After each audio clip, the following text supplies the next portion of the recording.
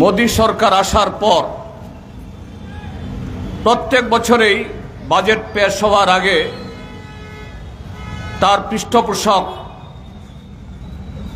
Media, যাকে বলা হয় গদি মিডিয়া, তারা প্রচার শুরু করেছিল এবারের বাজেট অন্যরকম বাজেট হবে। মোদি দেশের মানুষকে নতুন চমক দেখাবে, দেশের বিকাশ তারক্কি হবে, অর্থাৎ দ্রুত এগিয়ে চলবে। যদিও আম জনতার, আমাদের তো বটেই, তাদের প্রচারের ফানুস যতই তারা ওরাক,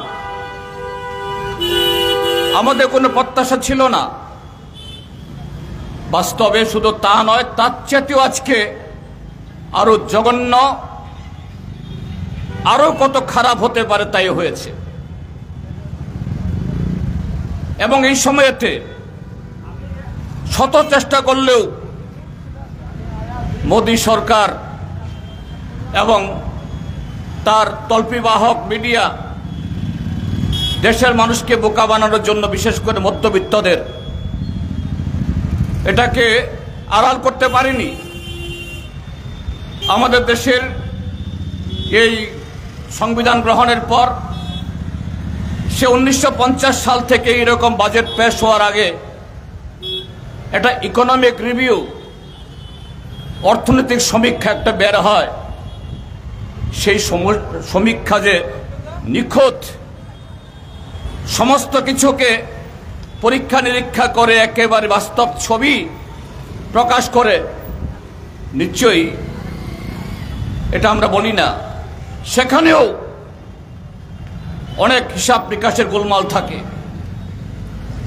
এই ইকোনমিক রিভিউতে কি বেরিয়েছে?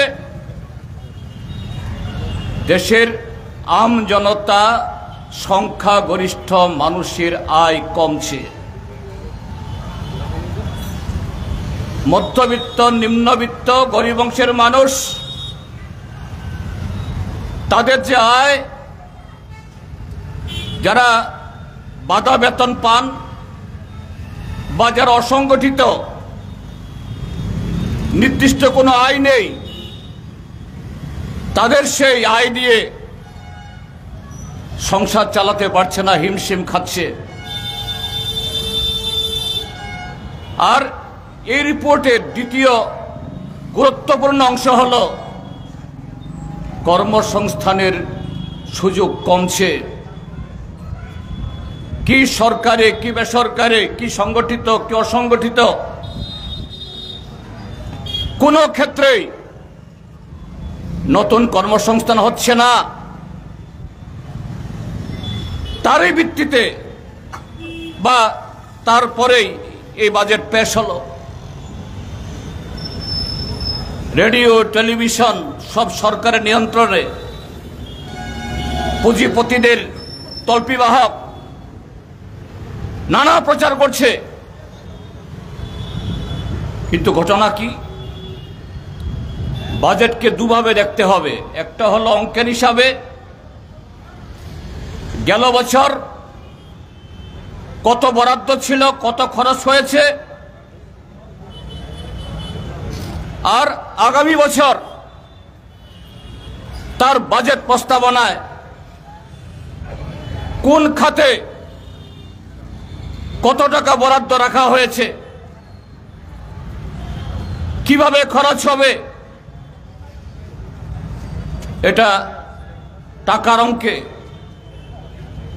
দ্বিতীয় হলো যে কোনো বাজেটে যেটা গুরুত্বপূর্ণ, সরকার দেশের সে অর্থনীতি, সামাজিক হোক, অর্থনীতি হোক, তার বিচারে কোন কোন ক্ষেত্রগুলোকে, কোন কোন অংশের জনগণকে তাদের বিকাশের জন্য তার অগ্রাধিকার কোথায় দিচ্ছে, সেই হিসাবেই কোনো বছরের তার বাজেট প্রস্তাবকে দেখতে হবে। এবার যে বাজেট হলো, সেই বাজেটে চলতি বছরের একটা রিভাইজ বাজেট, অর্থাৎ আগামী বছরের বাজেট প্রস্তাব কত, আর চলতি বছর বা গেল বছর কত খরচ হলো, দুটোই একসাথে পেশ হয় সেখানে চিত্রটা কি? গত বছরও এরকম বহু ডঙ্কানি নাদ করে দেশকে 5 ট্রিলিয়ন অর্থনীতিতে নিয়ে যাবে, fastest growing economy of the world. দেশের অর্থনীতি এখন একেবারে অমৃতকাল চলে এসছে, এ সমস্ত বলে অনেক প্রচার করা হয়েছিল। দেখা গেল 1 লক্ষ কোটি টাকার উপরে সরকার অর্থের যোগানই করতে পারেনি, বরাদ্দই করতে পারেনি, সে মন্ত্রকগুলোতে খরচ করতে পারেনি। এবং সেগুলো কোন খাত? কৃষি, খাদ্য নিরাপত্তা, সোশ্যাল ওয়েলফেয়ার, তফসিলি জাতি তফসিলি উপজাতি কল্যাণ, ওবিসি কল্যাণ, শিক্ষা, স্বাস্থ্য, এই সমস্ত খাতগুলোতে 2024-25 অর্থবর্ষ, অর্থাৎ এই যে চলতি অর্থবর্ষে 1 লক্ষ কোটি টাকা সরকার বরাদ্দ করেনি, অর্থাৎ এই টাকা আসবে না। কিন্তু গেল বাজেটের পর এই বরাদ্দগুলো দেখিয়ে এত টাকা খরচ হবে, সেই হবে, কোটি কোটি টাকার ফ্ল্যাক্স ছাপানো হয়েছে, বিজ্ঞাপন দেওয়া হয়েছে, সরকারি অর্থ খরচ করে প্রচার হয়েছে। আমাদের রাজ্যেও আকছার আমরা দেখতে পাই, বিরাট বিরাট ডাউজ ফ্ল্যাক্স, এলইডি, পত্রিকাতে বিজ্ঞাপন, বেটি বাঁচাও বেটি পড়াও, লাখপতি দিদি, অষ্টলক্ষ্মী, আরো কত। কিন্তু প্রচার হলো, সেই খাতে খরচ করার জন্য টাকা আসেনি। চলতি অর্থ বছরে, এই আগামী অর্থ বছরের জন্য নির্মলা সীতারামনজি যে বাজেট প্রস্তাব পেশ করলেন, সেখানে কি যে যেমন আম জনতা, গরিব মানুষ, তাদের আয় উন্নতি করার জন্য, তাদের অর্থনীতি বিকাশ করার জন্য যেগুলো খুব জরুরি, যে সমস্ত আইন বা খাত তৈরি হওয়ার পেছনে বর্তমান এই বিজেপি সরকারের, নরেন্দ্র মোদী সাহেবের কোনো ভূমিকা নেই, তার মধ্যে অন্যতম হলো 100 দিনের কাজের গ্যারান্টি বা এমএনরেগা। গেল বছর মানে চলতি বছরে 2024-25-এ বরাদ্দ কত ছিল? 86,000 কোটি টাকা। এই 1 বছরে টাকার দাম কমেছে, অর্থাৎ 1 বছর আগে যে টাকায় আপনি কোনো জিনিস কিনতে পারেন, সেই টাকায় সে জিনিস কিনতে পারেন না। অটো ভাড়া, গাড়ি ভাড়া, নিত্য প্রয়োজনীয় সমস্ত দ্রব্যের দাম বেড়েছে। কাজেই টাকার অঙ্ক এক থাকলেও সেই টাকা দিয়ে আপনি সে জিনিস কিনতে পারেন না, সে টাকায় আপনি অটো চড়তে পারেন না, গাড়ি চড়তে পারেন না, অসুস্থ হলে ওষুধ কিনতে পারেন না। তার মানে সেই 86,000 টাকা 86,000 টাকাতে নেই, এটা কমে গেছে। তাহলে আগামী বছরের জন্য যদি আপনি সেই জায়গাতে কাজ করাবেন তত শ্রম দিবসের,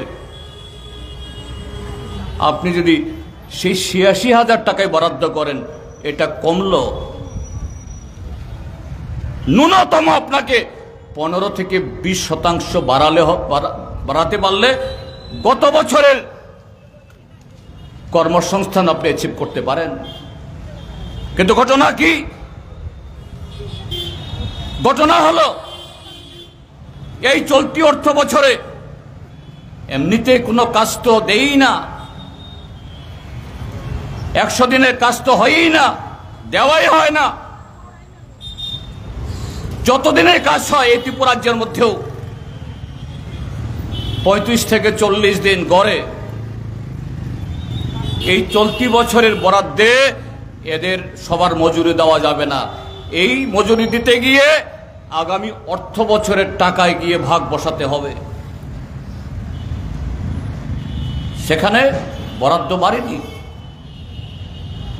ঠিক তেমনি খাদ্য নিরাপত্তা, ফুড সিকিউরিটি, খাদ্য নিরাপত্তা, এটা নরেন্দ্র মোদী বা এনডিএ সরকারের দয়া না। 2014 সালে এই এনডিএ সরকার হওয়ার আগেই তার পূর্ববর্তী সরকার বামপন্থীদের চাপে সারা দেশের গণতান্ত্রিক মানুষের আন্দোলনের ফলে ফুড সিকিউরিটি অ্যাক্ট, খাদ্য নিরাপত্তা আইন তৈরি করেছে। দেশের গোডাউনে সেখানে খাদ্যশস্য পচিয়ে ওই সমুদ্রে জাহাজে ভর্তি করে চাল ফেলে দিয়ে এইভাবে এই দেশের কৃষকদের কামায়, তাদের রক্ত শ্রমে উৎপাদিত এই খাদ্যশস্য এইভাবে নষ্ট করা যায় না। এটা অমানবিক, এটা প্রকৃত যে দেশের মানুষের প্রতি বিদ্রোহ করা। কাজেই খাদ্য নিরাপত্তা আইন হয়েছে। সেই খাদ্য নিরাপত্তা আইনের কারণেই নরেন্দ্র মোদী সরকার বাধ্য হয় 5 কিলো করে চাউল দেওয়ার জন্য। আর এটা নিয়ে তারা বড়াই করে মোদী সাহেব দিচ্ছে। গেল বছরও এই খাদ্য নিরাপত্তা আইনে যত টাকা বরাদ্দ হওয়ার কথা হয়নি, এবার আরো কমিয়ে দিয়েছে। আপনারা আমাদের দেশের অন্নদাতা কৃষকদের সে ঐতিহাসিক বছর ব্যাপী সে আন্দোলনের কথা জানেন। 750 কৃষক আত্মবলিদান দিয়ে নরেন্দ্র মোদী সরকারকে নাকে খত দিতে বাধ্য করিয়ে 3টা কালো আইন প্রত্যাহার করতে বাধ্য করিয়েছেন। সে কালো আইন প্রত্যাহার সময়েতে কৃষকদেরকে 14টি প্রতিশ্রুতি দেওয়া হয়েছিল। সংযুক্ত কিষাণ মোর্চা বা সম্মিলিত কৃষকদের তাদের দাবি অনুসারে মিনিমাম সাপোর্ট প্রাইস, ঋণ মুকুব সহ 750 যে কৃষক এই আন্দোলনে আত্মবলিদান দিল, তাদের ক্ষতিপূরণ, তাদের স্বীকৃতি এবং এই কৃষকের উপরে গাড়ি চালিয়ে যে মন্ত্রী এবং তার পুত্র জঘন্য অপরাধ করল, তাকে আইনের আওতায় আনা হবে, তাকে শাস্তি দেওয়া হবে। আজকে প্রায় 2-2.5 বছর চলে গেল। সেই 14টি প্রতিশ্রুতি লিখিতভাবে ভারত সরকারের আধিকারিক তার শিলছাপ্পর মেরে দিয়েছে। আজ পর্যন্ত এটাকে যে মেলে ধরা হয়নি। আর সেই প্রতিশ্রুতি যদি পালিত হয় তার প্রতিফলন হবে বাজেটে। সেখানে মিনিমাম সাপোর্ট প্রাইস, সার ঔষধে ভর্তুকি, আরো নানাভাবে এই বাজেটে এই অন্নদাতাদের জন্য কিছু নেই। সে বরাদ্দ কমিয়ে দেওয়া হয়েছে। শিক্ষা, স্বাস্থ্য সমস্ত ক্ষেত্রেতে গত পরশুদিন কি তার আগের দিন রাজ্যসভাতে মাননীয়া জয়া বাধরে, সমাজবাদী পার্টি রাজ্যসভার এমপি উত্তরপ্রদেশ থেকে, তিনি একটা হৃদয় বিদারক বক্তব্য বা আবেদন রেখেছেন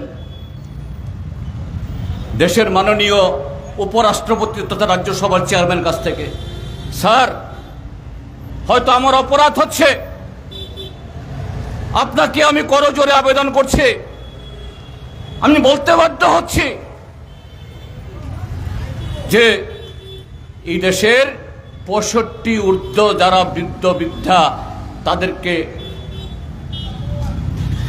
আত্মহত্যা করতে অনুমোদন দিন, বা এদেরকে সবার করুন। বলছেন কেন আপনি কথা বলছেন? এই বাজেটে দেশের এই বৃদ্ধ বৃদ্ধাদের জন্য তাদের চিকিৎসা, তাদের বাসস্থান, তাদের নিরাপত্তা কিছুই নেই। এটা যেমন অবসরপ্রাপ্ত শিক্ষক কর্মচারী তাদের ক্ষেত্রে ঠিক তেমনি এদেশের কৃষক, ক্ষেতমজুর, দিনমজুর, শ্রমিক যাদের রক্ত ঘামে এদেশে রাস্তা নির্মাণ হয়, এদেশের ইমারত তৈরি হয়, অর্থনীতি তৈরি হয়, এই বাজেটে এই বৃদ্ধ বৃদ্ধাদের জন্য, প্রবীণদের জন্য কিছু নেই। এ হলো বাজেট। কোন রাজ্যের বা লোকসভা নির্বাচন আসলে আমরা দেখি আরএসএস, বিজেপি বা তাদের শরিক দলগুলো জনজাতি মেলা, দলিত মেলা, নারী মেলা, শিশু মেলা, কত ধরনের মেলা করে শিশুদের জন্য, বাচ্চাদের জন্য। সেই ক্ষেত্রেতেও কি ধরনের বিচারিতা! গেল বছর আমাদের দেশের দলিত অর্থাৎ শিডিউল কাস্ট, যারা জনসংখ্যার 15%, তপশিলি উপজাতি তথা শিডিউল ট্রাইব, তাদের জনসংখ্যা 2011 সেন্সাস অনুযায়ী 7.5%। নরেন্দ্র মোদীর সরকার বা তাদের আরএসএস, বিজেপি ফলাও করে বলে তাদের জনসংখ্যার অনুপাতে, অর্থাৎ বাজেটের এসসিদের জন্য, দলিতদের জন্য 15%, আর এসটিদের জন্য 7.5%। যদিও দেশের জনসংখ্যা 2011 সেন্সাস অনুযায়ী প্রায় 8.6%। সেভাবে বরাদ্দ করা হয়, কিন্তু বাস্তবে কি? এবার 2025-26 সালের যে বাজেট প্রস্তাব করা হয়েছে 15% দলিতদের জন্য, মাত্র 3.6%। 8.6% আদিবাসী তথা শিডিউল ট্রাইবের জন্য, মাত্র 2.4%। আর মেলা করে কোটি কোটি টাকা খরচ করে বলছে এরা আমাদের প্রাণ। হ্যাঁ, নিশ্চয়ই এই দেশের সমস্ত নাগরিক এই রাষ্ট্রের প্রাণ। এই 2024-25 সালে দলিতদের কল্যাণে যত টাকা বরাদ্দ করা হয়েছিল তা থেকে 27,000 কোটি টাকা কম বরাদ্দ করেছে। আদিবাসীদের জন্য যত বরাদ্দ ছিল, বরাদ্দ তো কমই, সেই কম বরাদ্দের মধ্যেও আদিবাসী বাজেটে 13,000 কোটি টাকা কম রিলিজ করেছে। তার কোনো ব্যাখ্যা নেই। ভোট আসলে উত্তর পূর্বাঞ্চলে কুম্ভীরাস্ত্র তারা ফেলে। উত্তর পূর্বাঞ্চল অষ্টলক্ষী, এই ত্রিপুরাজ্যের মাননীয় মুখ্যমন্ত্রী এখান থেকে যে সমস্ত ছাপ্পা এমপিরা দিল্লিতে গেছেন, অষ্টলক্ষী নরেন্দ্র মোদীর হাত ধরে উত্তর পূর্বাঞ্চল একেবারে আমাদের দেশের যে পূর্ব দিক, সিঙ্গাপুর, মালয়েশিয়া, ইন্দোনেশিয়া, এদের কাছাকাছি চলে যাব আমরা। এবারে বাজেটে এই উত্তর পূর্বাঞ্চলের ডুনার একটা মন্ত্রক আছে, তাছাড়াও ডুনারের বাইরে এনইসি, উত্তর পূর্বাঞ্চল পর্ষদ এনইসি, এটা ডুনারের অধীনে না, এটা স্বরাষ্ট্রমন্ত্রীর অধীনে। সব মিলিয়ে যত বরাদ্দ হয়, এবার 13,000 কোটি টাকা কম বরাদ্দ করা হয়েছে। কিন্তু প্রচার কাজে বন্ধুরা, আমরা এই বাজেটকে সমর্থন করতে পারি না, আমাদের প্রত্যাশাও ছিল না। এটা সম্পূর্ণ জনবিরোধী এবং কর্পোরেটদের দূষণ করার জন্য। এখানে কমরেড সুভাষিস বলেছে,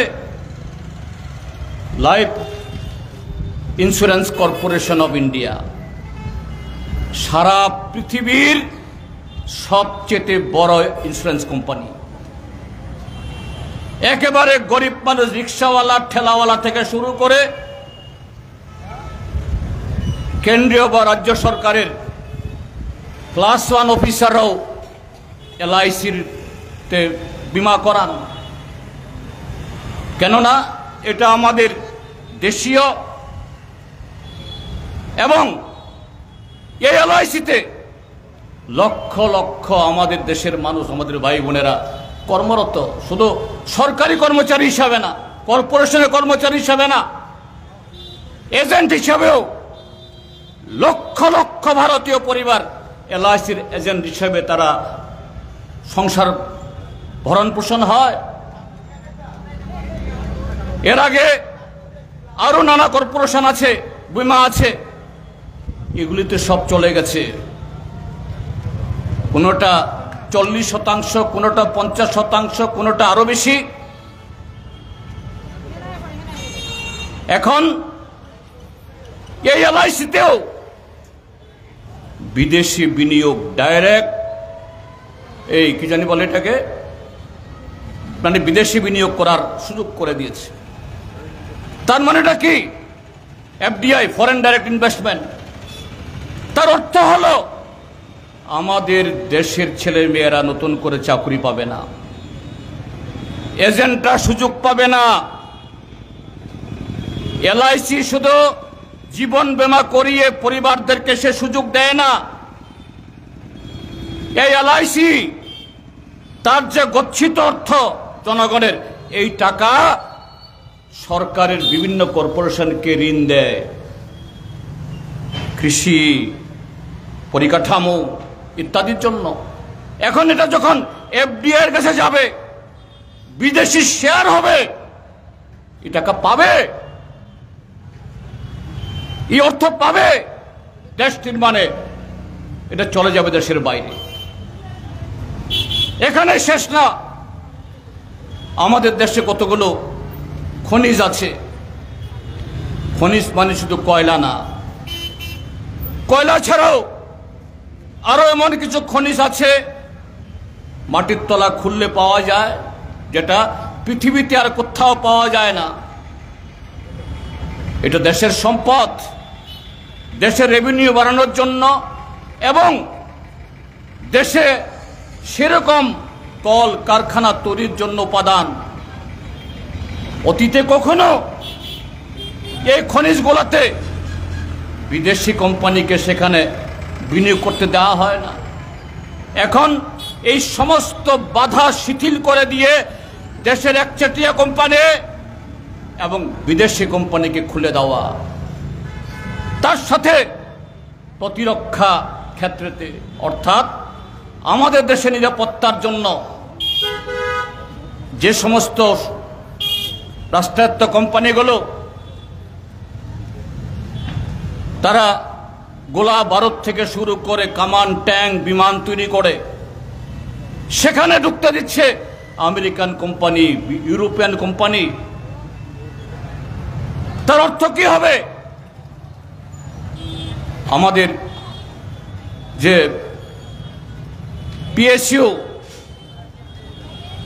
দেশীয় যে সমস্ত সরকারি কোম্পানিগুলো, সেখানে কর্মসংস্থান কমে যাবে, চাকরি হবে না। আরেকদিকে আমাদের নিরাপত্তা বিঘ্নিত হবে, বিদেশিদের কাছে আমাদের সমস্ত যাবতীয় খুঁটিনাটি গোপনীয়তা চলে যাবে। আর সবচেয়ে বড় আঘাত আসবে কর্মসংস্থানের উপরে, দেশের যৌবনের উপরে। এই বাজেটে কর্মসংস্থানের জন্য কোনো বক্তব্য সেখানে নেই। কাজী বন্ধুরা, আমরা শুধু বিরোধিতার জন্য বিরোধী করছি না, দেশকে বাঁচানোর জন্য, দেশের যৌবনকে রক্ষা করার জন্য, দেশের কৃষিকে রক্ষা করার জন্য আমাদের বিরোধিতাই করতে হবে। কাজেই তাৎক্ষণিকভাবে আজকে প্রোগ্রাম হলো। আমি আহ্বান জানাবো আমাদের পার্টির সমস্ত ইউনিটকে, সমস্ত গণসংগঠনকে রাস্তায় নামুন, মানুষের কাছে নিয়ে যান কিভাবে এই মিথ্যার সমস্ত প্রচার, তার এই কি বলে জাপি খুলে এই দেশকে নরেন্দ্র মোদী, তার অর্থমন্ত্রী নির্মলা সীতারামন বিদেশিদের কাছে আমাদের ভাগ্য, আমাদের দেশটাকে বিকিয়ে দিচ্ছে, বন্ধক দিয়ে দিচ্ছে। তার বিরুদ্ধে, এর বিরোধিতা মানে শুধু বিরোধিতা না, এটা একটা দেশপ্রেমিক দায়িত্ব। সেই দেশপ্রেমিক দায়িত্ব সবাই রক্ষা করুন। এই কথাগুলো বলে আবারও আপনাদের সকলকে শুভেচ্ছা অভিনন্দন জানিয়ে আমার বক্তব্য শেষ করছি। ইনকলাব জিন্দাবাদ।